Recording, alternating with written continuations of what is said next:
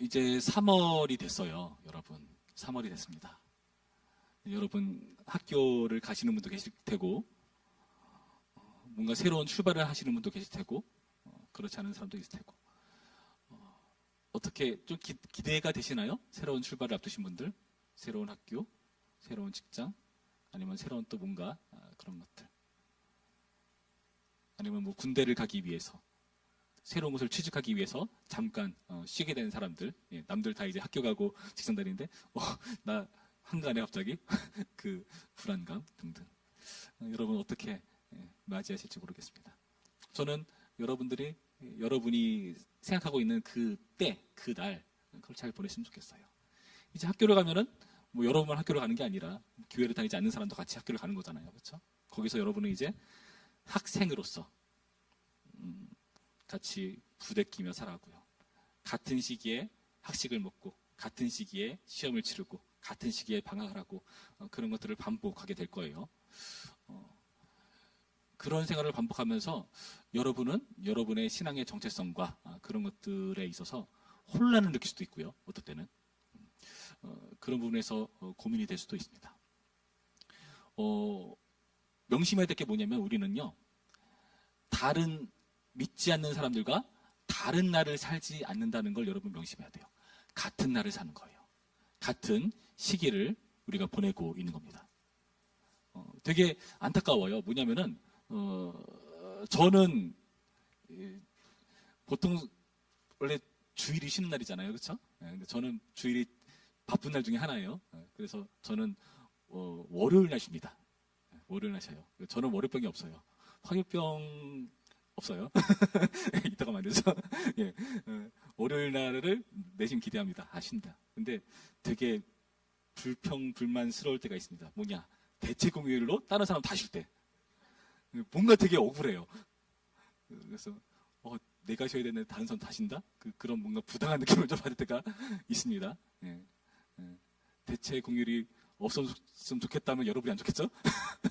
예, 아무튼 그런 생각을 가져본다는 거예요.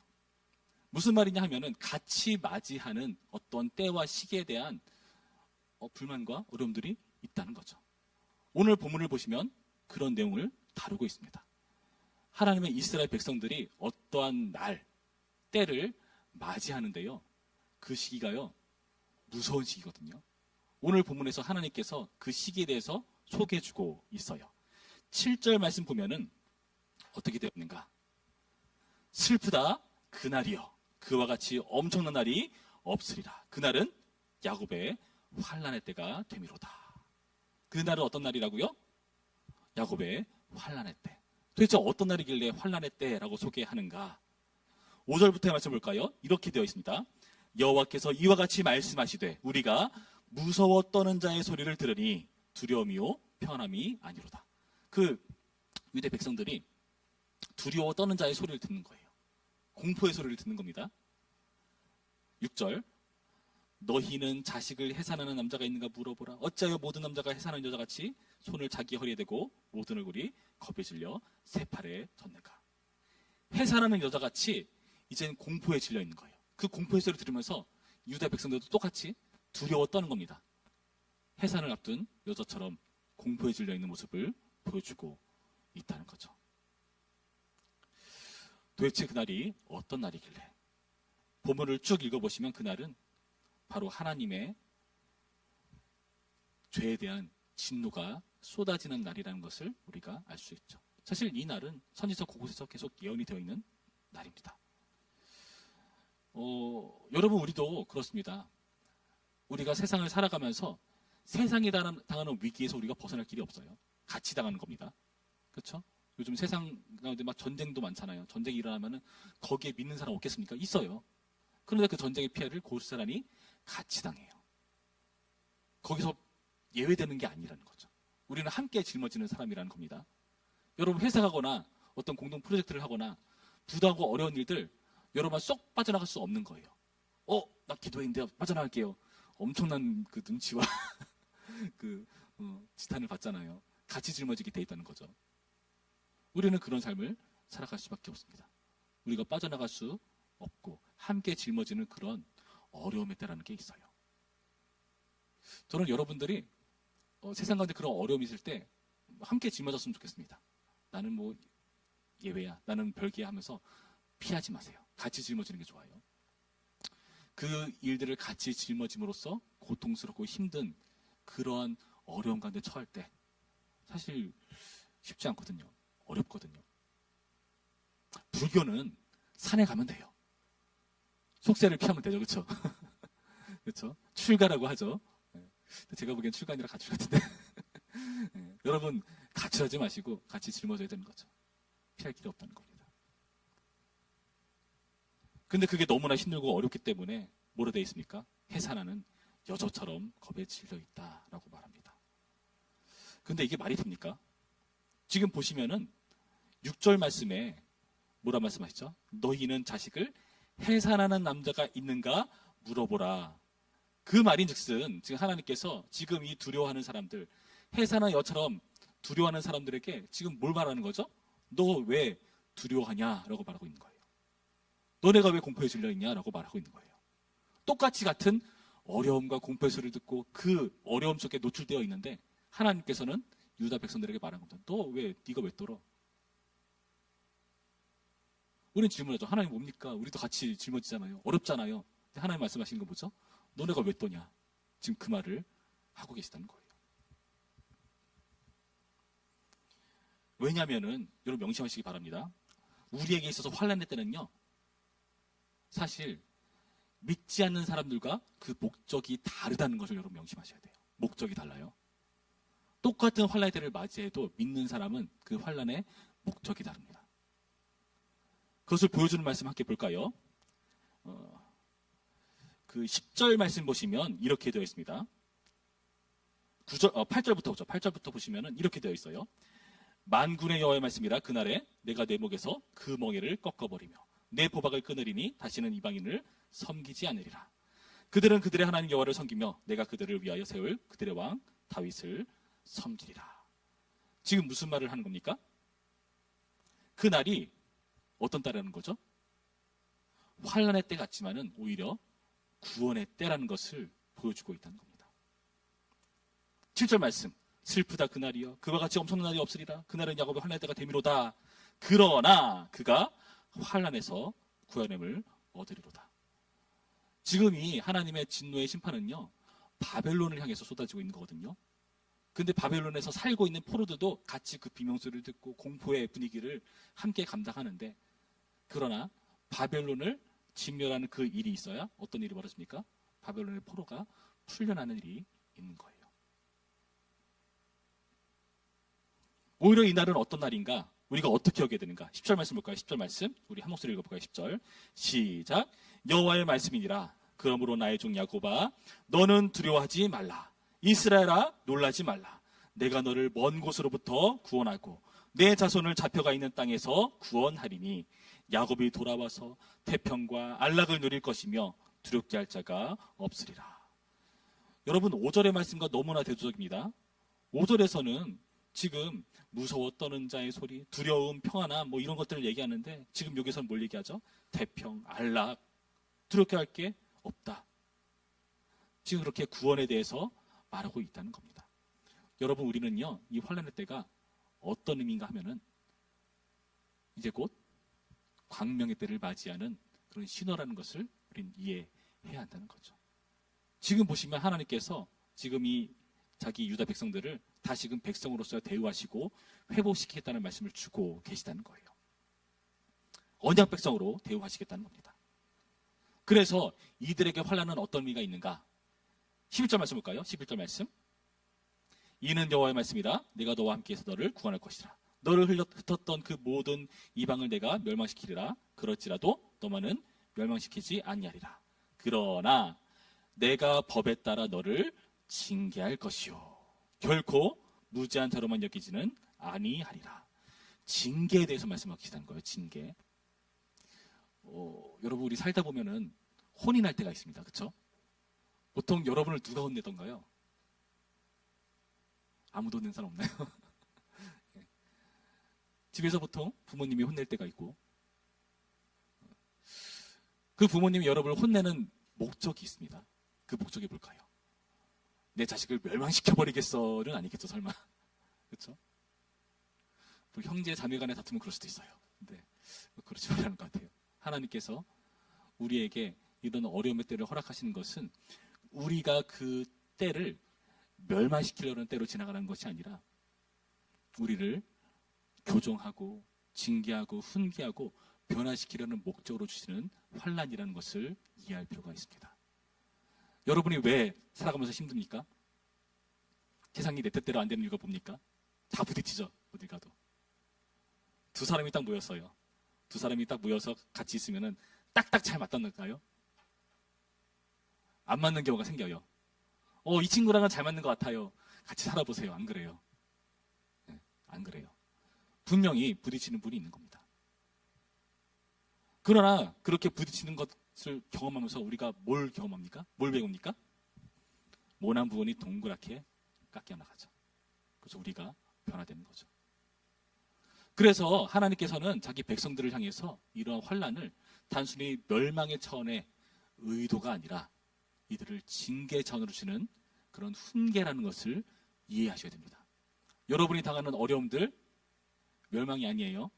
여러분을 더 굳세게 세우고자 하는, 멋있게 만들고자 하는 그런 연단의 과정입니다. 군입대를 앞두고 계신 분 계십니까? 축복합니다. 네, 멸망이 아니에요. 더 남자답게 되어서 돌아오는 겁니다. 되게 웃겨요. 제가 청년부 시절에 교회에서 되게 많이 불렀어요. 제가 뭐 알바를 하는 것도 아니고 방학 때면 교회에서 살았거든요. 목사님이 불렀어요. 그 당시 제 나이였을 텐데 저를 맨날 호출해요. 가면은 석현아 뭐해? 딱히 하는 거 없는데 나와. 가면은 너 군대 가면은 뭐 하는지 알아? 족구 많이 해. 족구 연습해야 돼가 같이 족구하고 나무 심자고 나무 심고 물탱크 청소해야 된다 그래서 뭐 팬티 메고 들어가지고 그 수세미 가지고 안에서 막 밀고 여기서 청년부 형님 동갑 형제쯤 되는 그 형님이 물 호수 막 뿌려줘요. 그럼 물 맞아가 하면서 이렇게 닦는 거예요. 이렇게. 그런 걸 했습니다. 여러분 지금 우리가 당하는 그 목적들, 우리가 당하는 그러한 환난들이 단순히 멸망시킨 게 아니라 그러한 과정을 통해서 우리가 성장하는 겁니다. 우리가 그런 어려움을 겪으면서 우리가 확인하는 거예요. 이상합니다. 군대 가기 전에는 제가 막 그렇게 교회에서 열심히 봉사하고 일을 했죠. 그런데 군대를 안 갔다 왔다는 걸로 괜히 인정 못 받는 거 있거든요. 그런 거 있어요. 나무를 심었다 얘기했잖아요. 그러니까 뭘 많이 했겠어요? 삽질을 많이 했죠. 삽질을 되게 많이 했는데 이상하게 목사님은 저의 삽질을 인정하지 않는 거예요. 야, 그것도 삽질이냐? 막 그렇게 하는 거예요. 근데 더 재밌는 건 뭔지 아십니까? 군대를 갔다 왔어요. 군대 가서 삽질을 사실 많이 하지는 않았어요. 왜냐하면 보급병이었거든요. 갔다 왔어요. 군대를 갔다 왔어요. 삽질 똑같이 했습니다. 뭐라 하는지 아세요? 군대 갔다 오더니 삽질 들었는데 뭐가 달라진 걸까요? 전 이해할 수가 없습니다. 무슨 말이냐 하면은 여러분 우리가 그러한 경험들, 우리가 하는 그런 문제들, 어려움들이 여러분을 하나님 보시기에 인정받는 사람으로 세워나가는 그런 과정이라는 것을 명심하셔야 된다는 거죠. 그것을 보여주는 말씀이 바로 사무엘하 7장에 나옵니다. 사무엘하 7장 한번 여러분 찾아볼까요? 사무엘하 7장 12절 말씀을 함께 보겠습니다. 7장 12절. 이 사무엘하 7장 12절부터의 말씀은 성경에서 되게 중요한 그 본문 중에 하나예요. 내 수완이 차서 내 조상들과 함께 누울 때에 내가 내 몸에서 날 내 씨를 내 뒤에 세워 그의 나라를 견고하게 하리라. 지금 다윗에게 주시는 그런 하나님의 말씀입니다. 그는 내 이름을 위하여 집을 건축할 것이요 나는 그의 나라 왕위를 영원히 견고하게 하리라. 나는 그에게 아버지가 되고 그는 내게 아들이 되리니. 하나님이 아버지고 다윗은 아들이 된대요. 그러니까 다윗의 후손들, 그러니까 이스라엘 왕권을 가진 그 모든 사람들은 다 아들이 되는 겁니다. 아들이 되니까 참 좋겠죠. 근데 이렇게 말씀하십니다. 그가 만일 죄를 범하면 내가 사람의 매와 인생의 채찍으로 징계하려니와. 징계하겠다. 하나님을 아버지로 모시면 자녀된 백성들은 어떻게 된다? 징계를 받는다. 징계 싫은데요? 아니요, 징계가 좋은 거예요. 왜 좋은가? 그 다음 절을 보면 분명합니다. 15절 말씀. 내가 내 앞에서 물러나게 한 사울에게서 내 은총을 빼앗은 것처럼 그에게서 빼앗지는 아니하리라. 그렇게 함으로써 내 집과 내 나라가 내 앞에서 영원히 보존되고 내 왕위가 영원히 견고하리라 하셨다 하라. 사울은요, 잘못 나가잖아요. 실수하잖아요. 실패하잖아요. 하나님이 버리시는 거예요. 그러나 하나님을 아버지로 모신 아들은 어떻게 되는가? 잘못하잖아요. 실패하잖아요. 문제가 생기잖아요. 하나님께서 징계를 하세요. 징계를 한다는 건 무슨 뜻이죠? 교정하고 이 아이를 훈련시켜서 내가 반드시 나의 자녀답게 세우겠다. 그 말씀인 겁니다. 전에 말씀드렸죠. 아들은요, 아버지를 반영하는 존재라고요. 왕이신 하나님께서 자기 아들을 왕답게 세우기 위해서 이러한 귀찮은 일을 하시겠다는 겁니다. 우리도 사실 귀찮죠. 근데 우리 가운데 그 일을 행하셔서 끝내 우리를 멋진 하나님의 자녀답게 비전하겠다는 말씀이라는 겁니다. 뿐만 아닙니다. 3절 말씀 볼까요? 여호와의 말씀이니라. 보라, 내가 내 백성 이스라엘과 유다의 포로를 돌아오게 할 날이 오리니. 포로에서 돌아오게 하는 날이 된대요. 그날은 포로에서 해방되는 날이라는 겁니다.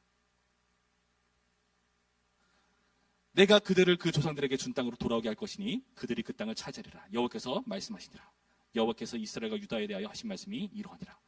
포로부터 이제 끄집어내셔가지고 자유를 주시고요. 그러면서 지금 너무나 오랜만에 등장하는 이름 이스라엘이 나옵니다. 전에 유다만 나왔었거든요. 이스라엘은 이미 한참 전에 멸망한 나라예요. 남과 북으로 갈렸거든요. 그래서 북쪽에는 많은 지파들이 갔다고 해서 이스라엘이라는 이름을 줘버렸고요. 남쪽엔 남유다라고 부릅니다. 이제는 유다와 이스라엘이 모두가 회복되는 겁니다. 유다만 회복되는 게 아니에요. 그러니까 우리는 그런 생각할 수 있어요. 이스라엘은 지도 살았잖아요. 없잖아요. 하나님 이미 한참 전에 멸망한 그런 사람들이잖아요. 하나님께서는요, 없는 것을 있게 하시고요, 멸망한 것을 다시금 회복시키시는 부활의 주님이라는 것을 보여주죠. 그렇게 회복하시는 하나님. 그렇게 함으로써 그들을 조상들에게 준 땅으로 다시금 돌려보내시고 온전한 회복을 이루시는 그 일을 하시겠다 말씀하시는 겁니다. 여러분, 이 일들을 사실 예수님께서 우리 가운데 행하시는 일들입니다. 우리 가운데 오셔가지고 우리를 징계하시고 우리를 해방시키시고 죄의 종로로 타던 우리를 해방시키시고 우리를 하나님 나라의 백성으로 회복시키는 그 모습을 행하시는 분이시죠. 그러나 그 모든 과정을 행하기 위해서 예수님께서는 반드시 통과하셔야 될 것이 있었죠. 바로 십자가라는 고통입니다. 십자가를 지나가야 그 영광이 있는 거예요. 심판이 있어야 구원이 있는 겁니다. 여러분, 그 원리를 기억하시기 바라요. 어떤 사람은 심판이 목적이지만 우리는 구원이 목적입니다. 그러니까 여러분, 어려운 일 나갈 때 너무나 힘들어하지 마시고 두려워 떨지 마시기를 바랍니다. 그렇게 함으로써 어떤 일을 행합니까? 9절 말씀. 그들은 그들의 하나님 여호와를 섬기며 내가 그들을 위하여 세울 그들의 왕 다윗을 섬기리라. 이제 바벨론에게 종으로 타는 게 아니라 이제는 하나님께 세우실 다윗을 섬기게 될 것이다. 이 다윗은 나중에 결국에 다윗의 후손이신 예수 그리스도를 말하는 거죠. 그리스도를 쫓는 그런 백성으로 우리를 회복시키겠다고 말씀하시는 본문이라는 겁니다.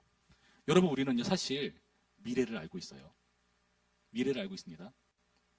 요한계시록 마지막에 딱 분명히 나와 있죠. 우리는 새하늘과 새 땅에서 천군 천사와 함께 우리의 왕 되시는 아버지 하나님과 그 보좌에 같이 함께 계신 어린 양이신 예수 그리스도를 섬기게 될 그날이 올 겁니다. 여러분, 그게 우리의 미래의 청사진이에요. 자, 그 미래의 그림이 우리에게 주어졌습니다. 그럼 우리는요, 버틸 수 있어요.